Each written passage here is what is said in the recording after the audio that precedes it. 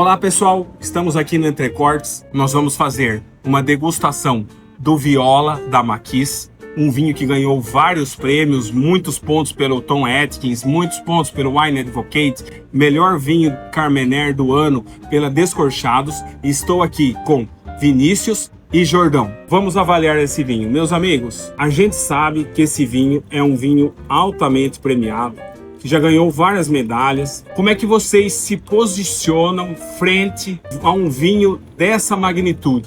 A um vinho que tem essa pontuação e que a gente já vai para a taça esperando uma qualidade excepcional. Então, André, a gente já cria uma expectativa quando a gente está frente a um vinho desse tamanho. A expectativa antes de experimentar é que ele já seja um vinho com uma certa robustez, com sabor presente. Sem dúvida. E a gente fala até de um Carmenère que a gente já espera pimentão em abundância. Forte, em abundância. Um grande detalhe, um ponto muito importante desse tipo de degustação é a gente comparar a avaliação, digamos assim, de um especialista e em contraposição a avaliação de duas pessoas que têm uma boa litragem, um bom conhecimento de vinho, já viajaram o mundo tomando vinho, mas não tem, digamos assim, a bagagem técnica. Então, essa comparação é muito importante. Então, particularmente para mim, eu não gosto muito de Carmenère, pelo pirazina que você fala, né? Mas popularmente o pimentão presente. Sem dúvida. Não é que não gosto, ficou enjoativo para mim, mas A gente cria uma certa barreira, vamos sim, dizer assim. não é. Eu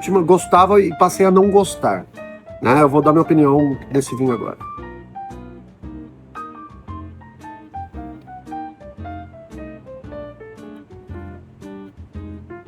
Então, como você disse, né? Eu não tenho técnica, eu tenho litragem. Exato.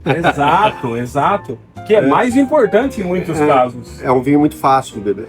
Né? Não tem aquele pimentão forte presente que é o que enjoa na realidade. Então, assim, particularmente, vale a pena experimentar. Sem dúvida. E você, Vinícius? Então, André, nós estamos falando aqui de um vinho de quase 10 anos já de safra, de garrafa. Isso é um ponto muito importante. Nós estamos com um vinho em 2015 e nós estamos em 2025. Nós temos um vinho que o mundo está passando aqui fora e ele está quietinho lá dentro por 10 anos. 10 anos. E que pesa a expectativa de ser um vinho muito robusto, até agressivo, né? Pelo calibre dele. Pelas características da Carmenère em si. E na realidade, quando você coloca ele no paladar, ele é macio. Ele é macio, ele é gostoso. Essa questão do pimentão, que é particular aqui do Carmenère, não é tão presente. Ele é presente, mas assim, é no gostoso. Fundo de boca. A gente percebe que é Carmenère no fundo de boca. É o retrogosto, praticamente. Exato. Bem, você é profissional também.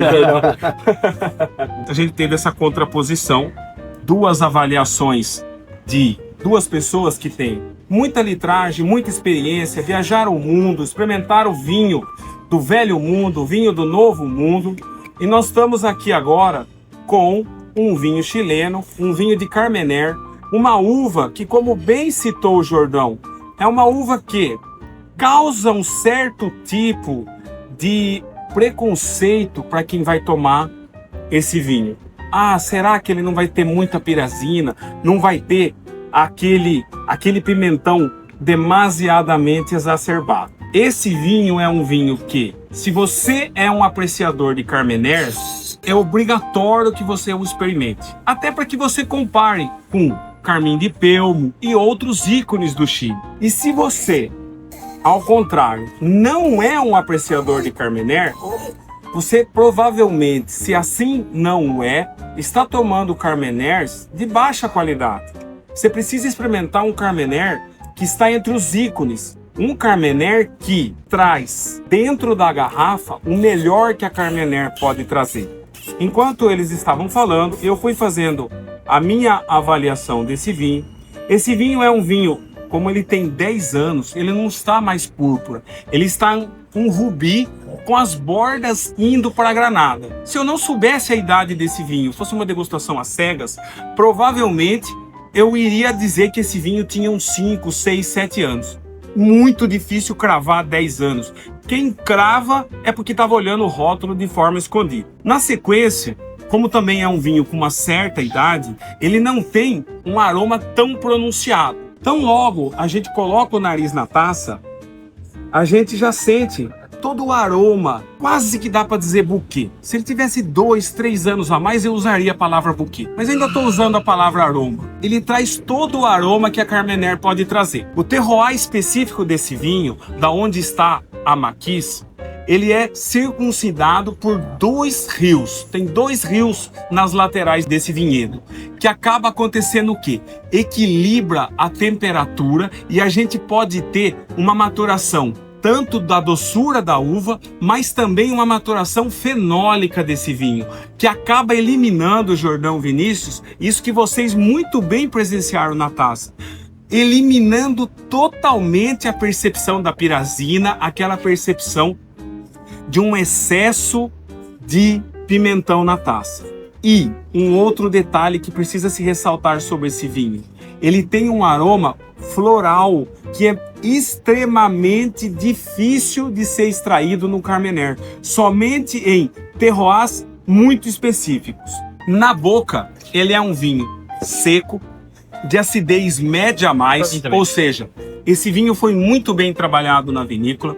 Esse vinho não tem um teor alcoólico muito alto, eu não cheguei a olhar, mas eu acredito que ele não deva ter, tem 13,5, eu ia dizer que ele não chegava a ter 14, ou seja, é um vinho de teor alcoólico que ainda está em médio, mas na boca vocês devem ter percebido, percepção pseudotérmica é praticamente zero. Nós estamos falando aqui há um bom tempo e o vinho está, de certa forma, aquecendo na garrafa, mas a percepção pseudotérmica é praticamente nenhuma.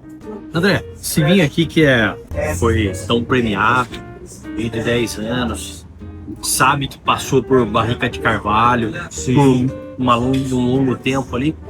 Por que uma impressão minha, que eu não sinto a madeira tão presente, tão agressiva nesse vinho aqui? Então, Vinícius, esse ponto que você coloca é um ponto muito importante. Um grande problema que a gente encontra geralmente nos vinhos argentinos, os vinhos chilenos, vinhos uruguaios e os vinhos brasileiros é muitas vezes esse excesso de madeira com o objetivo de deixar esse vinho com mais toques de canela, de baunilha, de cardamomo, mais especiado e que transforma o vinho em um vinho mais fácil, um vinho mais palatável.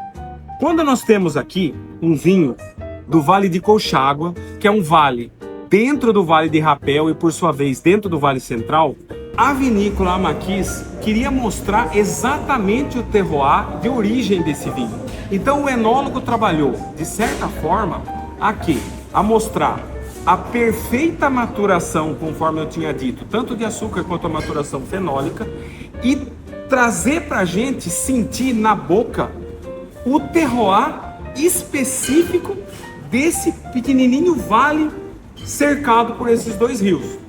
Além disso, um ponto muito interessante, se utiliza nesse vinho barricas com até 8 anos de uso, 9 anos de uso, 10 anos de uso, ou seja, se usa madeira nesse vinho com o objetivo de se aportar elagitaninos aqui, ou seja, os taninos da madeira, para conservar os taninos do vinho e para que esse vinho dure 10, 15 e, pelo que eu estou sentindo na boca, dependendo da situação, bem conservado, até 20 anos. Dá para imaginar o que esse vinho vai apresentar para a gente com 20 anos? Sem contaminar e com muita madeira, Exato. que é o que a gente vê no comercial. Nos vinhos comerciais, nos vinhos de mais baixo custo, naqueles vinhos que são feitos para atender o grande público. E claro que são essenciais. Nós só vamos difundir a cultura do vinho no Brasil, na nossa cidade ou em qualquer local. Estou aqui, um sommelier, com 2 proprietários de lojas de vinho. O nosso objetivo com esse tipo de circunstância é divulgar a cultura do vinho. Jordão, Vinícius, vocês gostaram do bate-papo de hoje? Acrescentou para vocês? Poxa vida, maravilhoso. Isso é uma coisa que não acaba nunca. Se deixar a gente falar de vinho o tempo inteiro. Dentro desse vastíssimo portfólio do Entrecortes, 700 fotos. quase 700 rótulos aqui e buscando 800, quiçá 1000, vai ter uma avaliação André Diniz Sommelier com o vinho que vocês vêm comprar aqui no Entrecortes. E hoje, quem finaliza o brinde são vocês. A vocês. Salve. Ótimo.